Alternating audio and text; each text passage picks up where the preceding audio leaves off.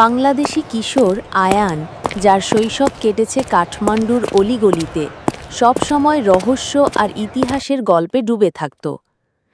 একদিন কাঠমান্ডুর এক ধুলো মলিন পুরনো বইয়ের দোকানে সে খুঁজে পায় একটি রহস্যময় বই, জেড উপত্যকা।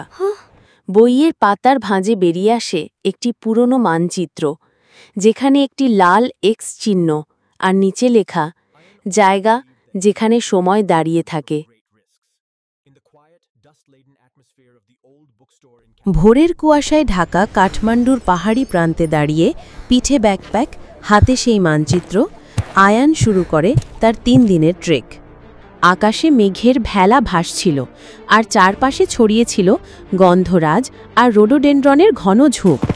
পথটা কখনো মাটির, কখনো পাথরের, মাঝে মাঝে সরু সিঁড়ি যা খাড়া ঢালে গিয়ে মিলিয়ে গেছে। হঠাৎ এক জায়গায় এক পাহাড়ি বানরের দল তার পথ আটকে দিল। তারা কিছু খাবারের লোভে ব্যাকুল হয়ে উঠেছিল, আর আয়ানকে সাবধানে কিছু বাদাম ছুঁড়ে তাদের সরাতে হলো। শুরু হলো বৃষ্টি। বনভূমি সজীব হয়ে উঠল, পাতা থেকে জলের ফোঁটা পড়ছিল টুপটাপ করে। আয়ান তার রেইনকোট পরে হাঁটছিল। হঠাৎ সে একটি গিরগিটির রং বদলানোর দৃশ্য দেখল, সবুজ থেকে ধূসর। সে থমকে গেল। অবিরাম বৃষ্টি পড়ছিল, আর আয়ান সেই বৃষ্টির মাঝেই হেঁটে চলেছিল পাহাড়ের ধারে। মাথার ওপর বজ্রের গর্জন, নিচে গভীর খাদ, কিন্তু তবু থামেনি সে। একটা অদৃশ্য কিছুর টান তাকে টেনে নিয়ে চলছিল অজানার দিকে। সকালে সে পৌঁছল এক গভীর খাদের ধারে। নিচে ঘন কুয়াশার ভেতর দিয়ে পাহাড়ি নদীর গর্জন শোনা যাচ্ছে, যেন কোনো বিশাল জন্তু গর্জন করছে। তার সামনে দাঁড়িয়েছিল একটি জীর্ণ ঝুলন্ত সেতু। তবু সাহস করে প্রথম পা রাখল। মাঝপথে একটি তক্তা ভেঙে পড়ে গেল, আর তার পা ফাঁকা জায়গায় পড়ে যাচ্ছিল। সে হাতে রেলিং আঁকড়ে কোনো মতে নিজেকে সামলে নিল।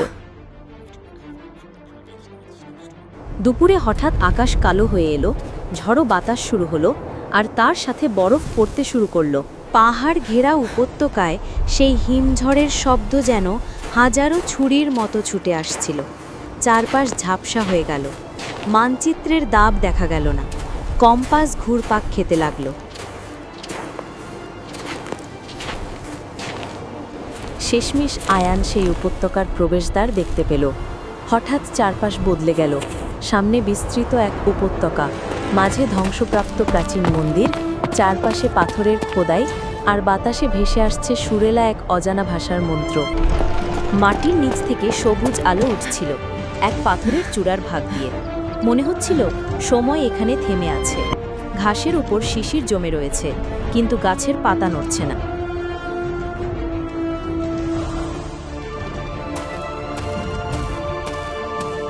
আয়ান হাঁটতে হাঁটতে বুঝল, এটি শুধু একটি উপত্যকা নয়, এটি একটি প্রাচীন সভ্যতার হৃদয়, যা হাজার বছর সময়ের বাইরে লুকিয়ে থেকেছে।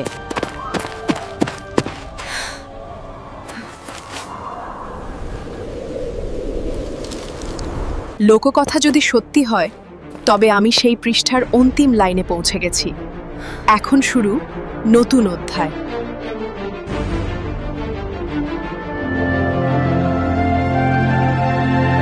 আমাদের গল্পগুলো যদি তোমাদের ভালো লেগে থাকে, তাহলে সাবস্ক্রাইব করতে ভুলো না।